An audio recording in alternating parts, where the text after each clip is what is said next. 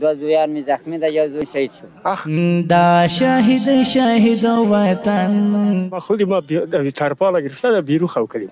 یک چند بچه های ما سو جداست خواهی کلین با خو نمیکنیم. دا یتیم ملت خدایت پر مهربان شتی او ساتی ذات. دا شهید وطن دا الحمدلله ثم الحمدلله د یو سلو یو خیمو توزیع په کوم ځای کې په بغلان ولایت کې نو ان شاء الله چې دا به هر یو تسپارو چې خیمې ووهي د هر یو د غربت کوټې وي د غربت کور یو خو د الله د خوا نه پوره وه الله دې د دوی سره مرسته او کومک وکړي او الله رب العزت دې د مرسته کوونکو دغه کومک دغه مرسته په خپل دربار کې قبول کړي. د کوم ځای ته؟ زه د 100,000 یم. د 100,000 ته یې؟ موږ چې تېره ورځ ډوډۍ در انتقالوله دا د 100,000 د منطقې خلک دي. تاسو ګجر هستئ؟ و ګجر دي. ستاسو به ښایسته دارایي وه لکه ژوند زندګي به تېرېدل؟ ښه دارایي وو، ښه مالونه وو. دو زویان می زخمی ده، یا زوی می شهید شد. دا شهید وطن دا یتیم بچی الله درکي او غټې کې او الله یې درنه واخلي. پاک رب ته وایه څه چې ستا رضا ده زما قبوله ده. الله رضا وو، مونږ له ورکړی وو بیا مونږ نه واخیستل شهید شو. اوس تاسو خیمه شی لرئ؟ نه هېڅ نشته. خیمه در ورسېدله؟ د عطا فاونډیشن سره چې چا مرسته کومک کړي ته د شهید کورنۍ نه هغې ته دعا کوه الله یې دا مرسته قبول کړي. الله دې ستا بچي ته جنتونه ورکړي، د نورو شهیدانو ته الله جنتونه ورکړي. الله دې په تاسو باندې رحم وکړي. ملت خدایت پر مهربان شتی او ساتی ذات. درست بیادر به جوانیت برکت چشم ما عمل شده یکش کور است یکش ایله مانده. چیزی نباشه. خانه شما؟ خانه ما مرزابیک سایزاره است. مرزابیک خانه خو کله کی؟ خانه تو راست دو خانه نیست. زیری هم چی شد؟ زیری آو شد دیگه. گندم و گند عیاد آمده بود. نه نوشته کرد.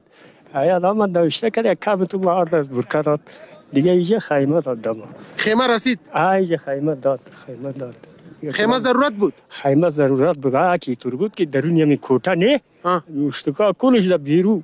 برادر دمی بارشا ما خودی ما ترپالا گرفته در بیرو خو کردیم. یک چند بچه های ما سو جداست خواهی کلین با خو نمیکنیم. دا شهید وطن دا یتیم ملت خدایت پر مهربان شتی او ساتی ذات. خدایا استادی بندگان دا خدای پاک دې رحم وکړي. د هغه درد د هغه فریاد دا وایي چې بچي مې رانه جدا دي او زما کومه جونګړه چې وه سپینګیرتوب باندې مې جوړه کړې وه هغه م رانه لاړل. وایي دغه خیمه دې راکړه دا به ځان ته ووایم خپل ژوند به پکې کوم. خانه شما؟ ما مردم در سایه‌دار هستیم. خانه ما مردم 5-6 بیادر بودیم. 4 خانه ما را لش می‌برده. دیگه مشکلات زیاد داریم. از سرک خانه‌ای که تخریب شده قریب 300 خانه در سایه‌دار تخریب شده. اولین کمک است دو کمک است که ما مردم میرسه. دیگه کمک‌ها میزیه. سرک ما خراب است پاک آماده نمیتونیم.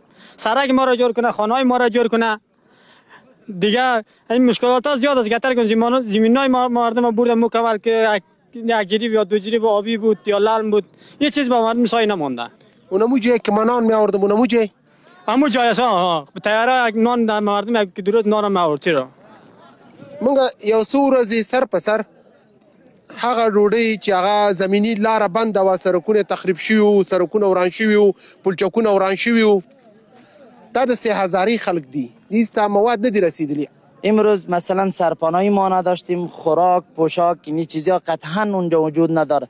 تقریبا همین ساحای سرسبز ما را که میبینید سابق کسای دوستانی که تقریبا که بگم برای 95% به ویرانه تبدیل شده است. یعنی این تو فکر میکنه انسان نابلد در اون ساحه بره، این تو فکر نمیکنه که این ساحه قبلی، فکر میکنه که این کدام ویرانه است و ما را مطلب در این ویرانه مردم آورده. این از شما جان سپاس دوستانی که اینجا آمدین، زحمت کشیدین، لطف کشیدین.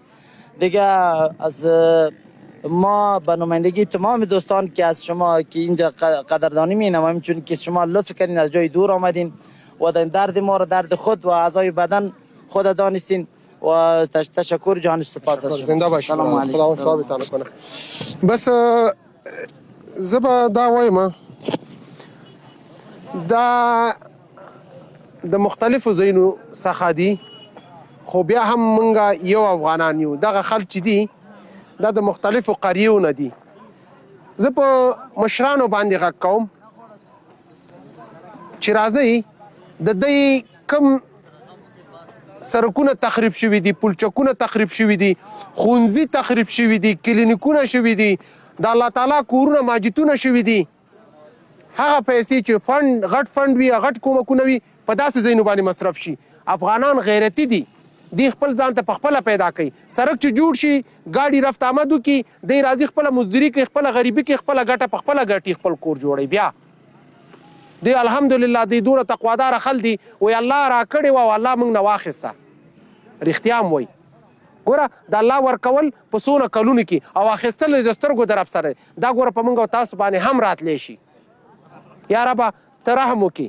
دعا کنه بر کلگی مسلمانا یا مسلمانان دعا کنه که بر کسی که کمک کده، کسی که آورده، کسی که زحمت کشیده، خداوند کلگی را ثواب کنه، خداوند سر شما رحم کنه، خداوند سر کلگی افغانا رحم کنه، خداوند سر کلگی مسلمانا رحم کنه، خداوند سر شهیده شما را جنت فردوس بده، خداوند سر خانه شما رحم کنه، خداوند زندگی شما را خوب نگاه کنه، خوب برد بده.